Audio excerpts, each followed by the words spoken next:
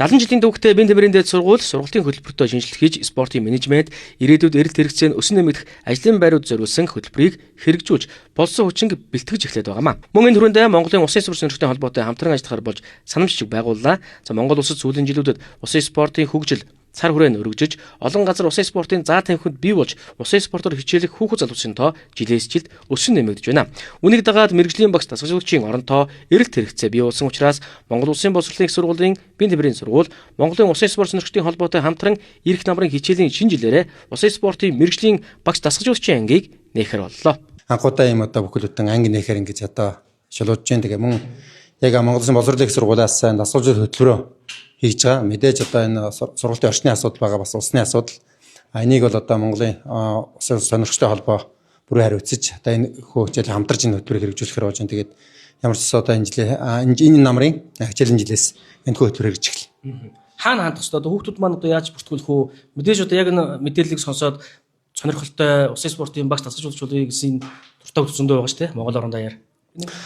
За тэгэлээ бид одоо яг ах орны онцөг боломроос энэ хөтөлбөрт хүүхд хамруулахыг хичээж байна. За тэгээд яг эсти шалгалтын журмаараа одоо Монгол хэл нийгэмд 490-с дээш оноо авс. За тэгээд Улаанбаатар дур чадрын шалгалт аван. За энэ шалгалтуудаа аваа тэгээд энэ хөтөлбөрт одоо элсэн орно гэсэн. Яг эстийн журмын дагуу.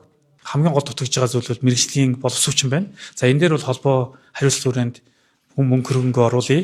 За гаднаас санхүүжилт олж ирье. За ингээд оюутнуудаа дэмжээд 4 жилийн боловсрол олгоод бакалаврын зэрэгтэй усын спортын мэрэгжлийн дасгалжуулагчдыг багш нарыг бэлтгийа гэж байна. Бас суралцах оюутанд ямар давуу тал боломжууд байгаа вэ? Өнөөдөр бас та бас нэлээд нээлтэн дээр бол нэлээд хэдэн зүйлийг дурдлаа тий. За эхний ээлжинд бол биднээс бүх сурагчтай нэгдүгээр курст бол 50% тэтгэлгээр суралцъя гэж байгаа. За хүүхдүүд маань сайн суралцаад голч дүнгээ сайн авах юм бол 2-р курсээс 75, 3-р курсээс 100% тэтгэлтэй болгоод авъя. Энэ зөвхөн тэтгэлгээр зогсохгүй, усын спортын холбооны арга хэмжээнд оролцох, за бас магадгүй цагийн ажлуудыг холбоон дээр хийх тийм ээ. Арга хэмжээнүүд нь бас шүүгчээр, дасгалжуулагчаар, тусламжлагчаар ажиллах, за гишүүн клубүүд байна бас цагийн ажил хийх гэдэг ингээд маш олон төрлийн хөтөлбөрүүд байгаа. За энэ хөтөлбөрүүдэд хамруулна. Тэгэхээр хүүхдүүд маань ч бас маш олон зүйлийг сурч мэдэх байхаа л гэж харж байгаа. Усын спортын багш дасгалжуулагч болох хүсэлтэй хүүхэд залуучуудад маш сайхан боломжийг Бэн Тэмрийн дээд сургууль Монголын усын спорт сонирхтын холбоо олгож байна. Аливаа нэгэн спортыг улс ортой хөгжүүлэхийн тулд мэрэгжлийн багш дасгалжуулагч арга зүйч заавал хэрэг болдог. Үүнийг олж харсан хоёр байгууллага энхүү хамтран ажиллахаар боллоо.